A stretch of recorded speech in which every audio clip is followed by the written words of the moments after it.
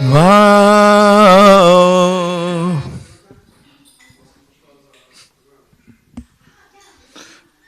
Mao Vishnupadaya Krishna Prasthaya Bhutale Shrimate Bhakti Vedanta Swami Niti Namine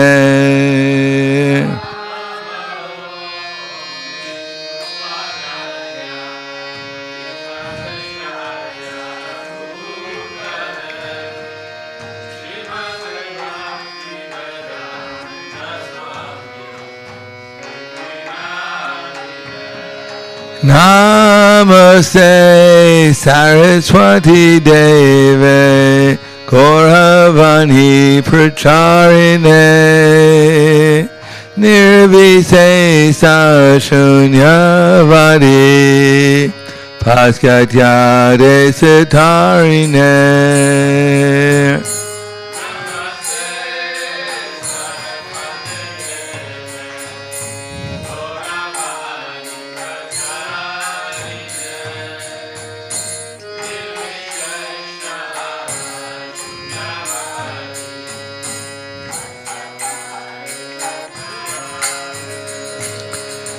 Shri Krishna Chaitanya Prabhu Nityananda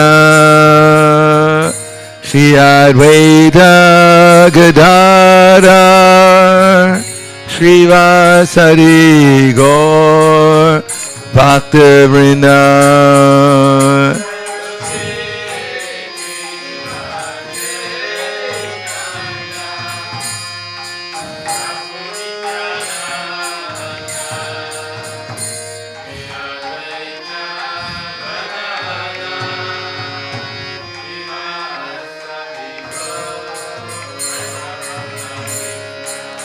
Jaya Shri Krishna Chaitanya Prabhu Nityananda Shri Advaita Gadadhar Shri Vasari Gaur Bhakta Vrinda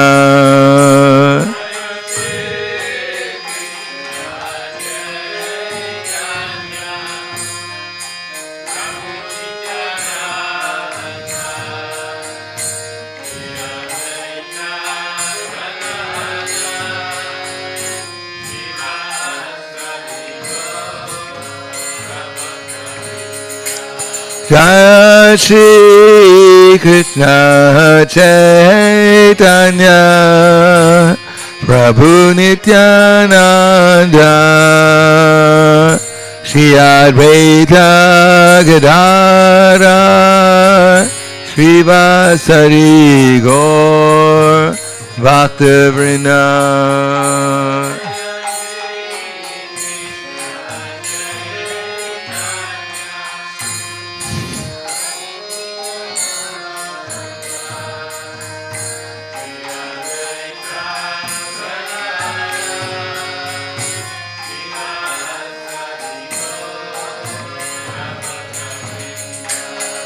Hare Krishna, Hare Krishna,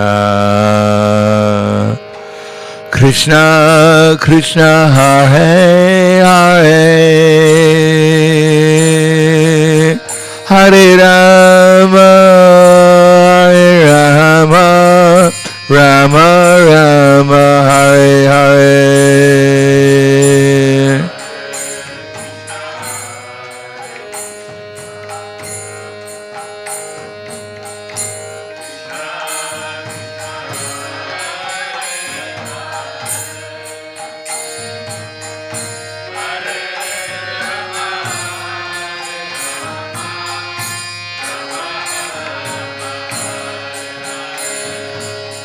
Hare Krishna, Hare Krishna, Krishna Krishna, Hare Hare, Hare Rama, Hare Rama, Rama Rama,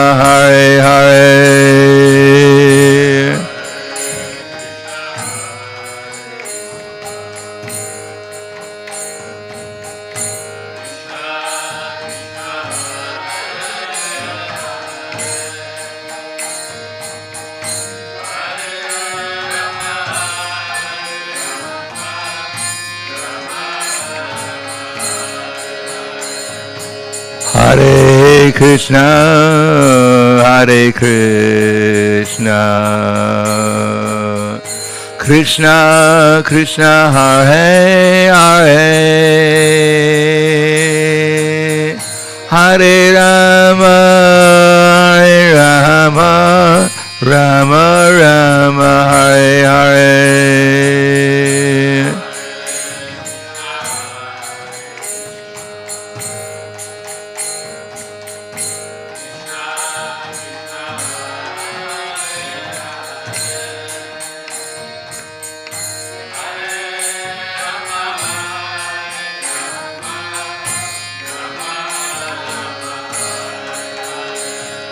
Hare Krishna, Hare Krishna,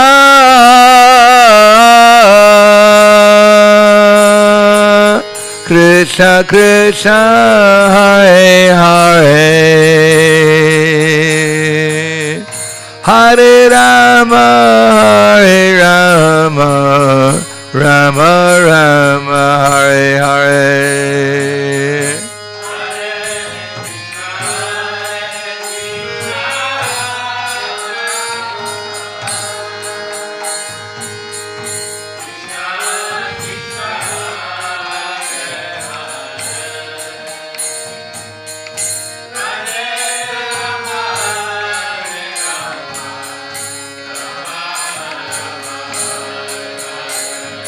Hare Krishna, Hare Krishna,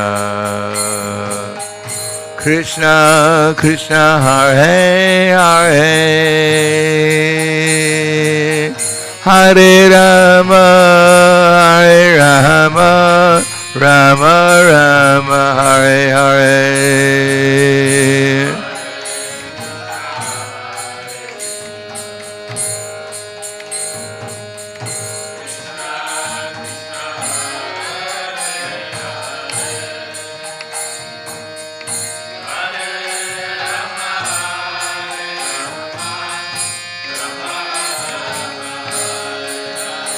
Hare Krishna, Hare Krishna,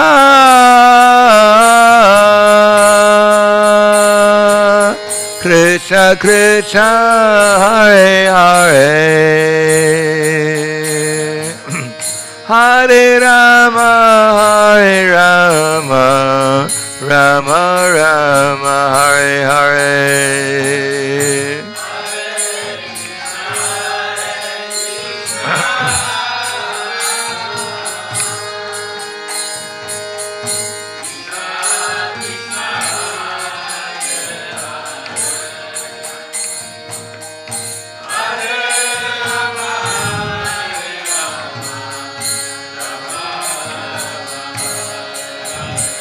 Hare Krishna, Hare Krishna, Krishna Krishna, Hare Hare, Hare Rama, Hare Rama, Rama Rama, Hare Hare.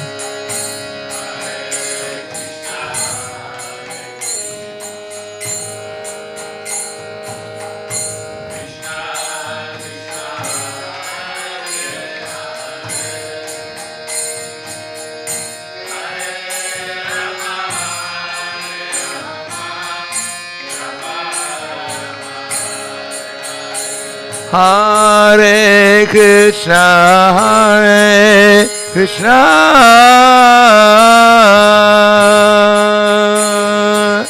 Krishna Krishna, Hare Hare,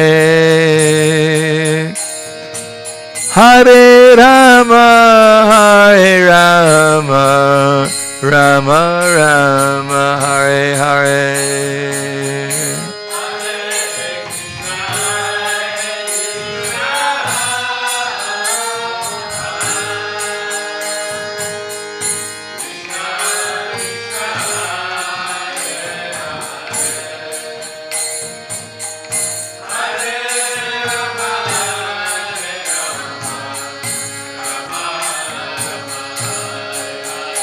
Hare Hare Krishna, Hare Krishna, Krishna Krishna, Hare Hare, Hare Rama, Hare Rama, Rama Rama, Hare Hare.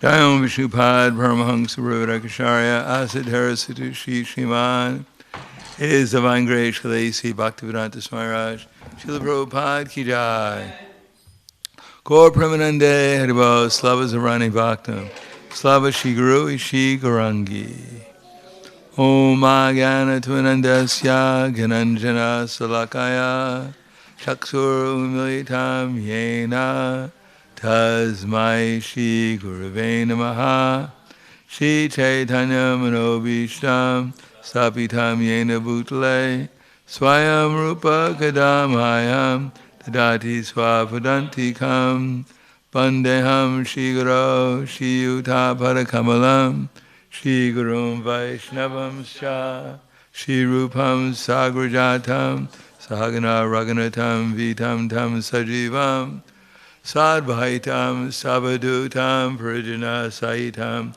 Krishna Chaitanya Devam Shri Radha Krishna Padan Sahagana Lalita Shri Visakan Zitam Sha Hey Krishna Visindo Inabando Jagatpate Gopesha Gopika Kanta Radha Kanta Namostute Tapta Kanchana Gaurangi Radhe Vrindavaneshwari Prishubhanu Sudadevi Pranamami Hari Priye Vanchakapa Trubhyascha Kripa Sindhubhyevacha Patiranam Bhavanebhyo Vaishnavebhyo Namo Namaha Shri Krishna Chaitanya Pranitinanda Shri Advaita Gadadhar Shivasadi Gaura Bhaktivinoda Hare Krishna Krishna Krishna Hare Hare Hare Rama Rama Rama Hare Hare Om Namo Bhagavate Vasudevaya Om Namo Bhagavate Vasudevaya Om Namo Bhagavate Vasudevaya Bhagavad Gita as it is, chapter 3, Karma Yoga, text number 31. Ye me matamidam nityam anutishtanti manava sharadvantam nasiyanto ujante te pi karma vi ye me matamidam nityam anutishtanti manava sharavanto nasiyanto ujante te pi karma vi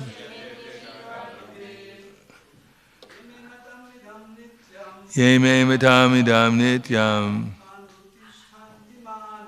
anutishtanti manava sharavanto nasiyanto Michante te pi karma vi Mitamidam nityam anutishtanti manava sharavanto nasiyanto ujante te pi karma vi. Ladies. Ye me mitamidam nityam ye anutishtanti manava Shraddhavanto nasiyanto Mujante te karma bi. Yea, those who may my matam injunctions, idam these, nityam as an eternal function, anutishtanti execute regularly, manava human beings, shraddhavanta with faith and devotion, anusuyanta without envy, muchante become free, te all of them, api even, karma be from the bondage of the law of fruit of actions.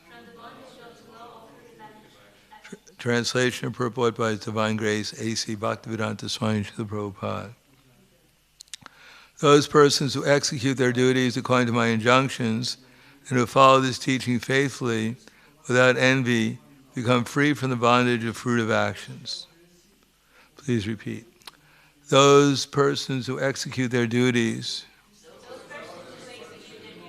according to my injunctions and who follow this teaching faithfully without envy become free from the bondage of fruit of actions. Purport. The injunction of the Supreme Personality of Godhead, Krishna, is the essence of all Vedic wisdom, and therefore is eternally true without exception. As the Vedas are eternal, so this truth of Krishna consciousness is also eternal. One should have firm faith in this injunction without envying the Lord. There are many philosophers who write comments on the Bhagavad Gita, but have no faith in Krishna. They will never be liberated from the bondage of fruit of action. But an ordinary man with firm faith in the eternal injunctions of the Lord, even though unable to execute such orders, becomes liberated from the bondage of the law of karma. In the beginning of Krishna consciousness, one may not fully discharge the injunctions of the Lord, but because one is not resentful of this principle and works sincerely without consideration of defeat and hopelessness, he will surely be promoted to the stage of pure Krishna consciousness. So the text again, Ye me matamidam nityam anutishanti manava shraddhavanto nasiyanto mujante te karma vi. Those persons who execute their duties according to my injunctions, to follow this teaching faithfully without envy, becomes free from the bondage of fruit of actions.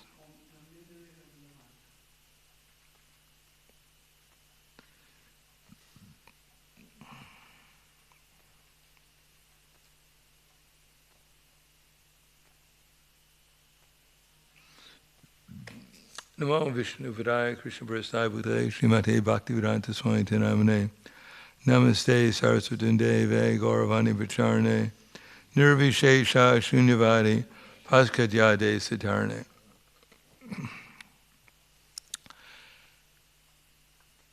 Prabhupada mentions two words here. One of them is faith, and the other is envy. In the beginning of the 9th chapter, Krishna will say, Ya idam tu te guyatamam pravaksham anushuyave jnana vijnana sayitam yajgyatva moksha se shuvat. Because you are never envious of me, Arjuna, I'll now explain to you this knowledge, both theoretical and applied, knowing which you'll become free from all the reactions of your past activities. So of course Krishna, He's the source of everything. And because He's the source of everything, if we're going to envy anyone, we might as well envy Krishna. Because He has unlimited beauty, He has unlimited strength and wealth and fame, knowledge and renunciation. And even someone has a little bit of fame or renunciation or beauty, we become envious of them. So what to speak of the Supreme Person? And therefore the tendency for those who are envious of Krishna, if Krishna says, jump, then they fall down on the ground. If Krishna says black, they immediately say white. And then when Krishna says white, they say black. So whatever Krishna says or does, they do the opposite. As I said before, when the demons and the demigods were churning the ocean of milk to get nectar, Amrita, then at that time, Vasuki came as the rope to churn Mount Mandara, a mountain made out of gold, in order to churn the milk ocean to get Amrita.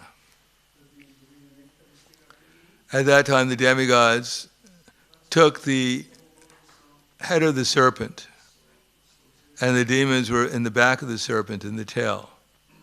So as soon as the demons saw that the demigods are holding the head of the serpent, immediately they objected. How is this possible that the demigods who are inferior to us could get to hold the front of the serpent, and we, great exalted demons, asuras, and now have to hold the back of the demon, the tail of the demon. This is unjust. So Krishna said, no problem. To the demigods, we should give all the demons who are so exalted the head of the serpent, as a part of their holding the serpent to churn the mountain. But Vasuki is a dragon, so he breathes out smoke and fire.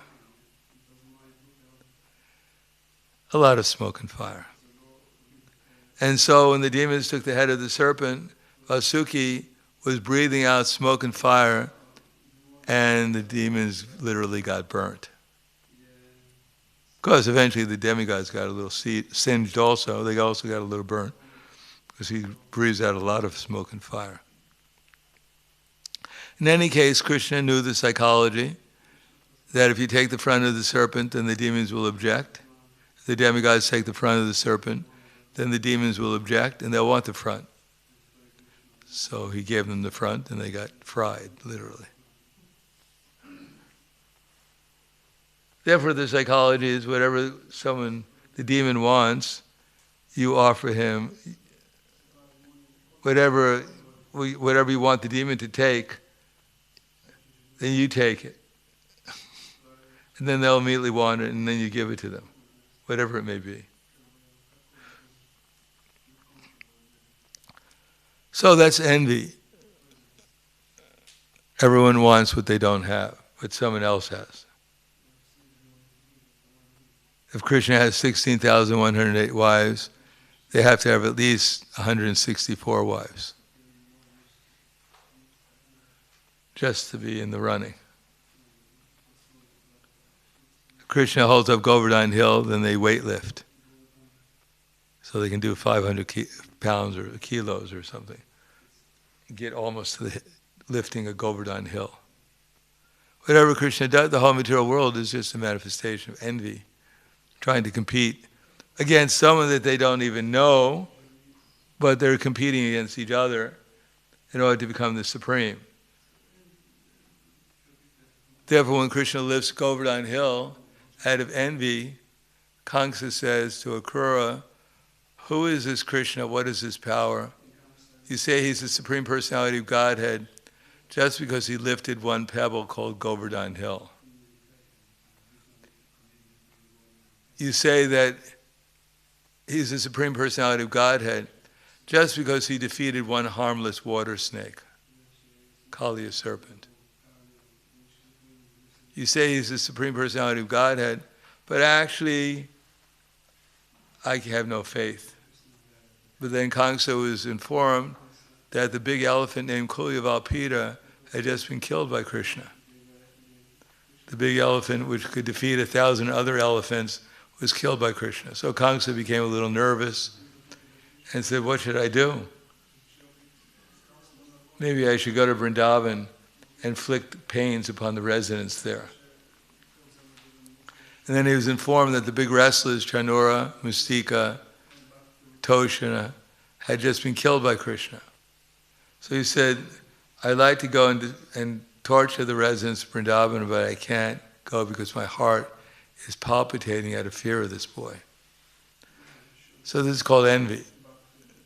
even Krishna lifts a big hill like Govardhan Hill, which is much bigger than it is now. Still, if you don't like the person, you minimize whatever they do, if you're envious of them. Therefore, if Indra praises himself, then he's considered insignificant. But even if an insignificant person is praised by someone, then they become very important. Now, faith has to be developed, but generally there's different types of faith who will be explained in another chapter. Ashradadana, Agyastradhanascha, Samshayatma Vinashiti, Nanyam Lokasti Napara, Nasukam Samshayatmanaha. But ignorant and faithless persons who doubt the revealed scriptures go to ruin and perish. For the doubting soul, there is happiness neither in this world nor in the next. You want to know what verse that is? You know what verse it is? 7.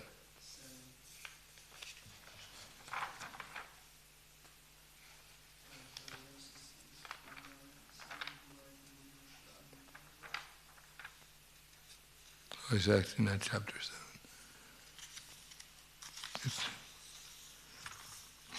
Let's try chapter 9.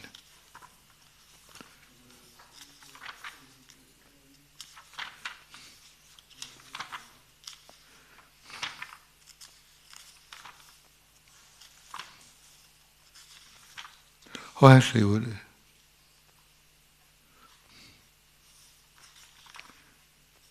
Actually, it's in the same chapter, chapter 3.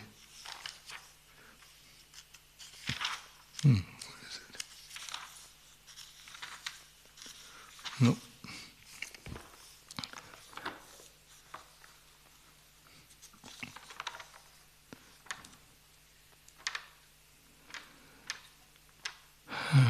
Yeah.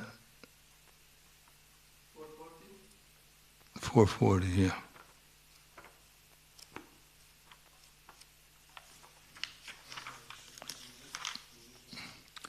So here in the purport, Prabhupada explains there are different types of faithless persons. Those who have no knowledge of the scripture at all, they have no idea what we're talking about. They're obviously faithless, because they have no reason to have any faith. Such persons, Prabhupada describes them, are just like animals. They have no knowledge or faith in the revealed scriptures. But some of them may have some knowledge, or even cite passages from the revealed scriptures, but actually they have no faith in these words. And even those others may have faith in the scriptures like Bhagavad Gita, they do not believe in or worship the Supreme Personality of Godhead. So such persons really are not Krishna conscious. And they'll fall down also.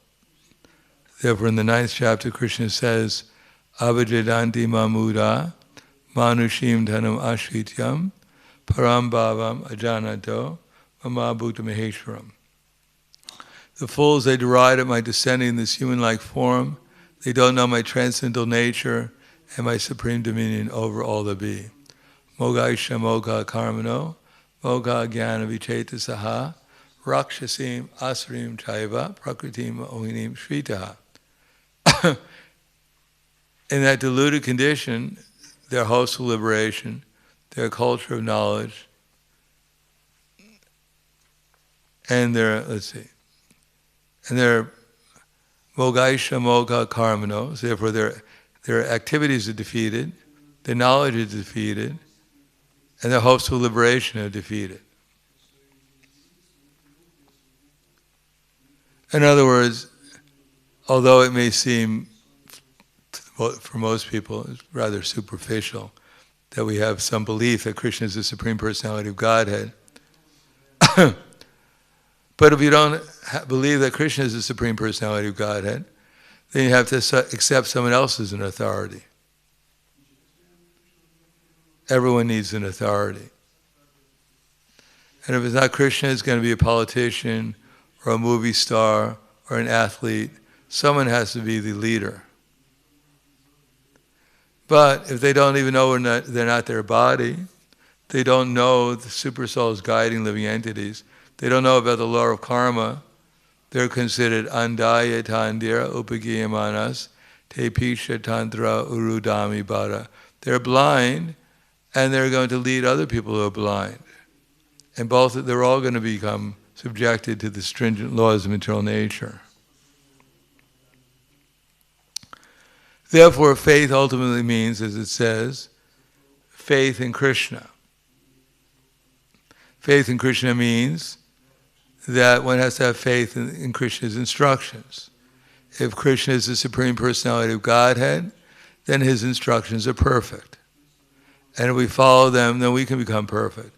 And if we don't follow them, then we're going to be subjected to some imperfection under the laws of material nature. Now, one doesn't have to blindly accept that. One may not believe it at first, or may not have firm faith in it, as it says here, because under the spell of material nature, it's impossible to have complete faith.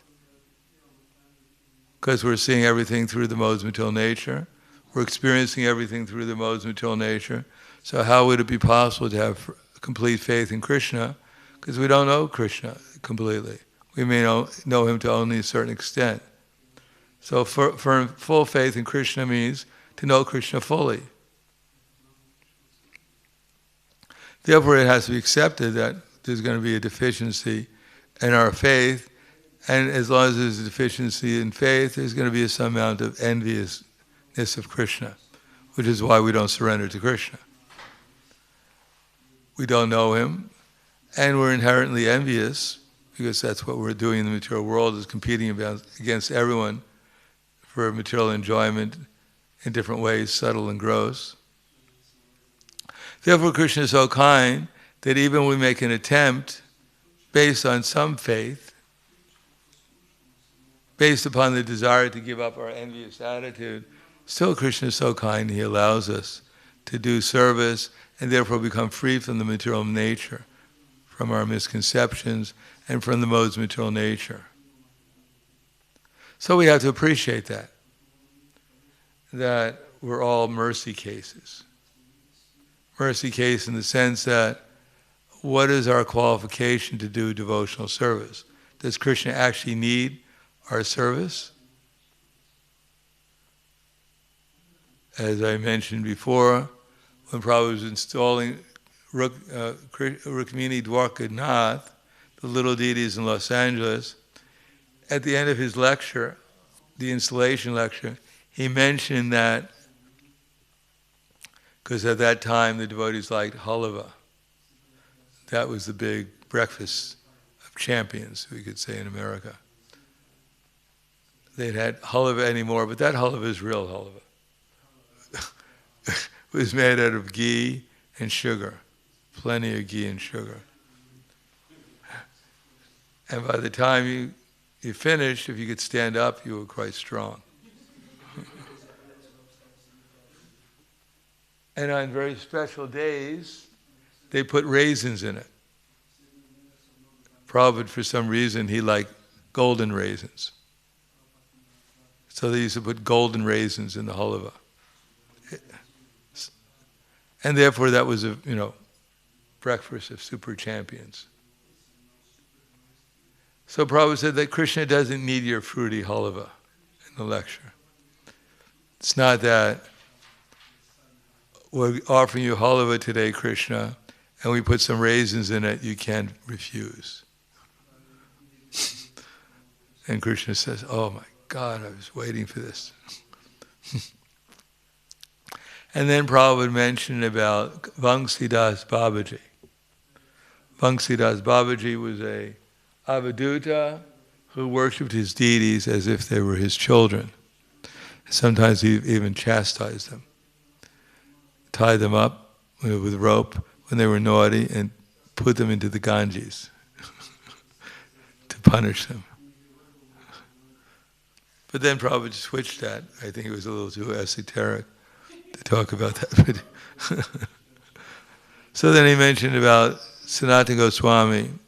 Sanatana Goswami was a mendicant At that time he was living in Vrindavan because Chaitanya Mahaprabhu wanted the Goswamis to go there and write books and excavate the pastimes. So while he was there were no temples. Sanatana Goswami was living underneath a tree. Because Vrindavan was a little warmer at that time, you didn't really need a building to live in.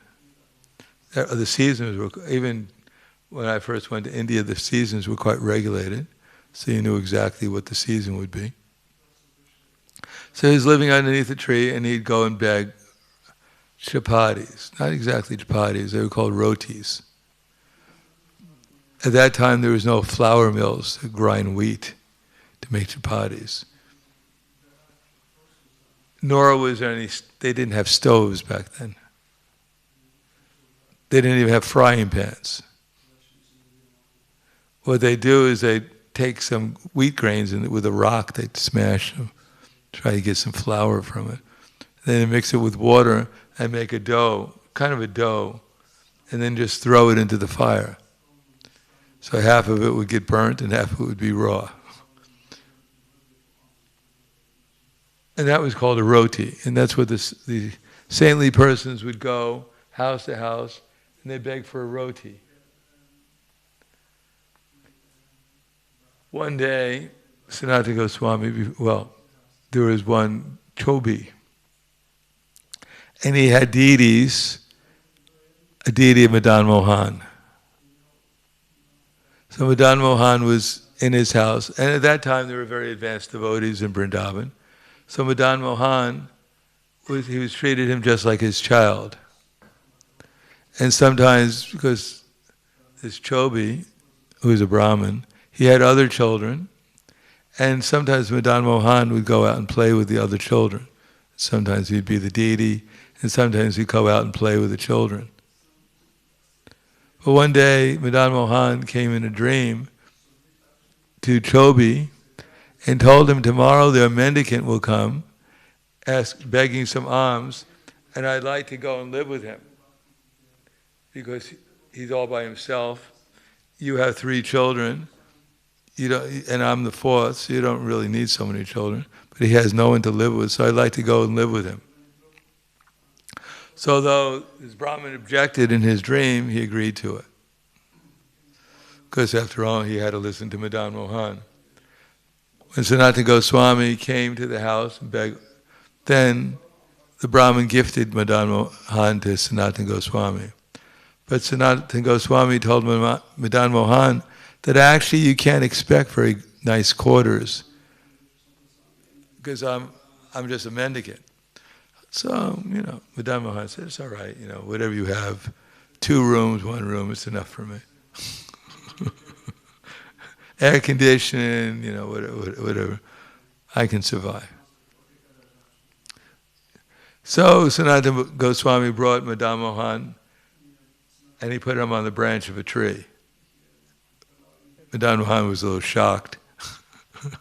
Anyhow, it was his arrangement, so he couldn't complain. So every day, Sanatana Goswami would go and beg some roti and offer it to Madan Mohan. So after some time, Madan Mohan got a little agitated and said, Sanatana Goswami, every day you're offering me a dry roti, half burned, half cooked. He said, can you even put a little salt on it? So Sanatana Goswami said, my dear Madan Mohan, he said, today you're asking for salt. He said, tomorrow you ask for sweets. He said, I'm an old man, I can hardly move. Whatever I get, I offer to you, kindly accept it. So Madan Mohan, Prabhupada said he had to accept it. And then Prabhupada said, but what is your value? And what is the value of the things that you have? He said, it's nothing. That the real thing is bhakti. That Krishna kindly take. I have no qualification, and I'm rotten and I'm fallen, but I'm offering this to you. And then Prabhupada started to cry. And he said, don't be puffed up. Always remember you're dealing with Krishna. That is my advice to you. Thank you. So that's the mood of our devotional service, is that by some good fortune, we have the opportunity to serve Krishna, and whatever little bit of love in our service we can inject into it, Krishna will greatly appreciate it and accept it.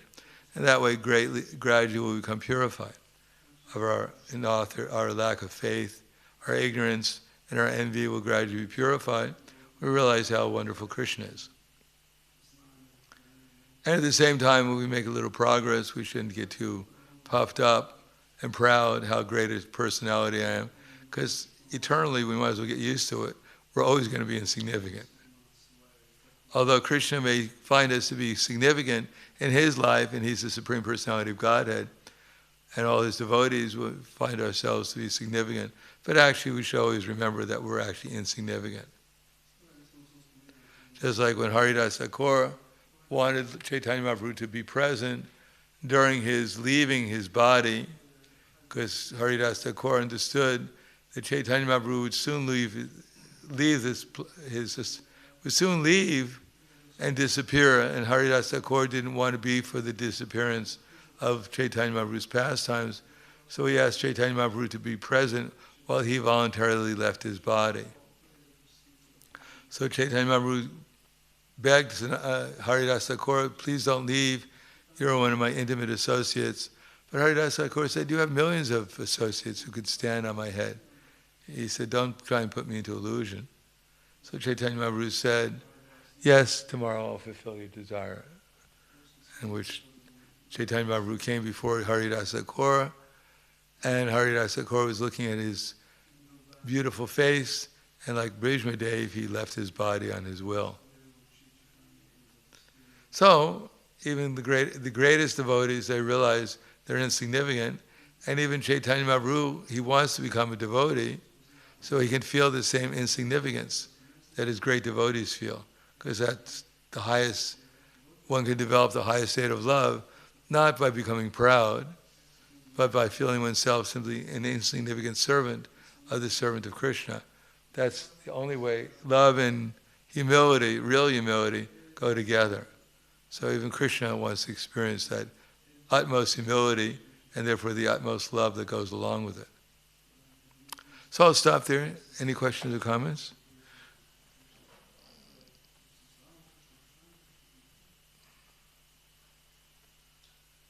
Yes.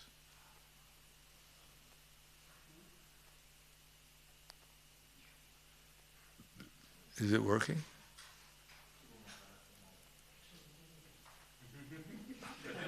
I think, didn't we have this problem yesterday? Okay, just say your question, I'll repeat it.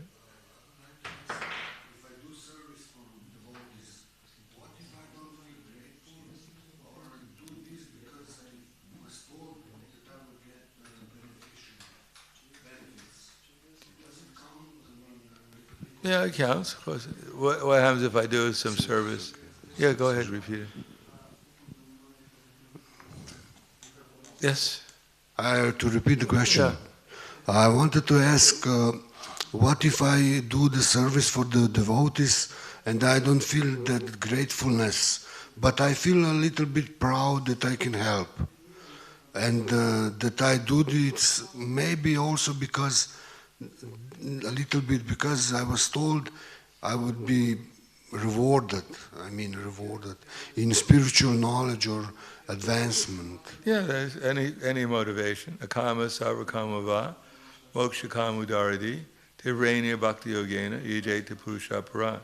Well, when it's full of desire, or has no desire, the desire is to merge into Brahman, one should still render devotional service with some intensity. Tivrenya bhakti yogena. Can I ask one more question, please? Yes. What if I feel envy? What can I do? Or how can I make my faith bigger? Should I ask Prabhupada or beg? Or He's a good person to ask. Yeah, I mean, pray to him. Yeah, why not? Okay. If he asks Thank you. the acharyas into succession, you'll probably get what you want if it's devotional. Thank you. Yes. Gurudev, I was thinking about book distribution. Sometimes there are days on book distribution when, even if you're sadhana in the morning, you're attending all the morning program and chanting your rounds before I go out for book distribution. Then there are days when, as I know we shouldn't be attached to the results and things like that, but then where our books are going, but then there are days when you have to really put so much endeavor and people are not taking at all, or it's really less, and other days are when you can see like people are really just taking. I was just trying to understand this. Krishna is the controller. And we think, I chanted my rounds better today than I did yesterday, therefore Krishna has to reciprocate and send me some more people to give me some Lakshmi. If he doesn't, what's the use of chanting these rounds? He doesn't reciprocate. Krishna wants to make sure that he wants to try to make our service more devotional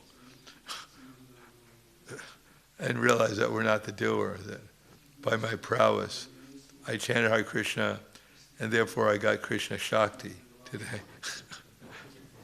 And therefore with this Krishna Shakti I'm going to go out, distribute a lot of books, and everyone will recognize me. No, there's no. I'm just trying to think, like, why we have these ups and downs. Because that's how Krishna arranges it. Basically, most of the time it's because we don't. First of all, we're not so experienced. We're not as powerful as we think we are, and therefore the circumstances may change. People's consciousness may change. Our consciousness may not be there. We may not be relying on Krishna enough. We may be fruit of that day, and Krishna wants to make sure that we give up this fruit of mentality. There's so many reasons.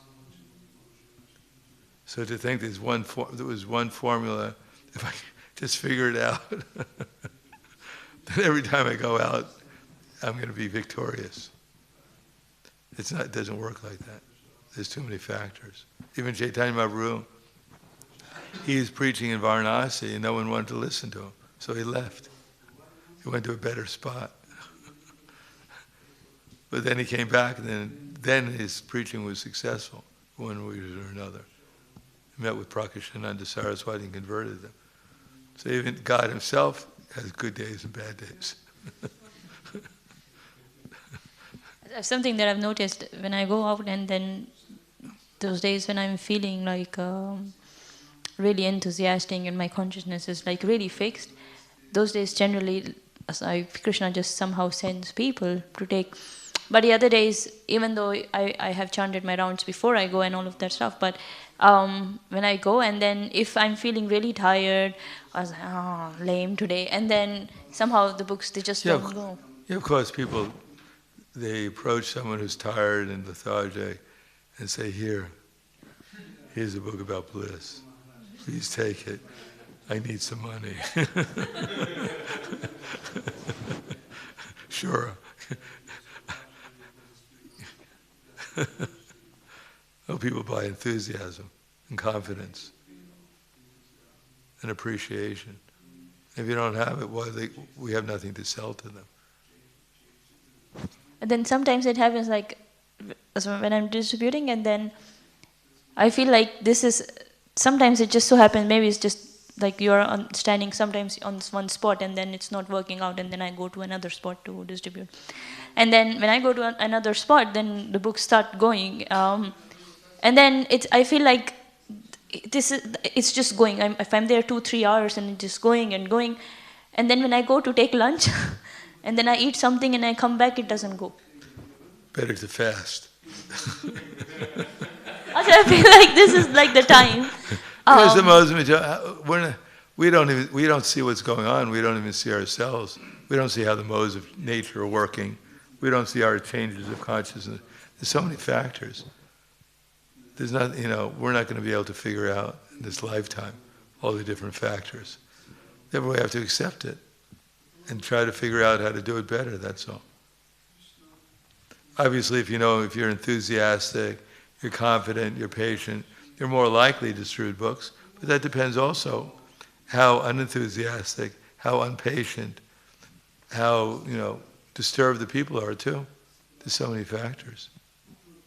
When I used to distribute books in the airport, during the Christmas marathon, I was doing 140 books, big books every day. But then it came time for Christmas. I thought, well, here, this is Philadelphia Airport. So I thought, well, this should be really good. So many people will come through. But there were not only some people, there were like thousands of people coming through at the same time. And all I could do was stand on the side so they didn't run me over. But it was not possible to stop anyone. There's too much of a crowd. So for us to figure out, we think, well, this is going to be great here. It may not be. Another place, no one is there, and Krishna sends one person after another in a deserted town, and they all take the books.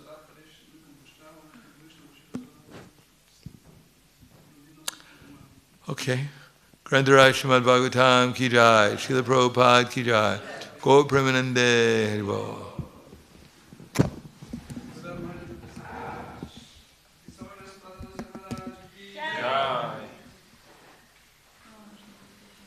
So there's one announcement. Today is your birthday.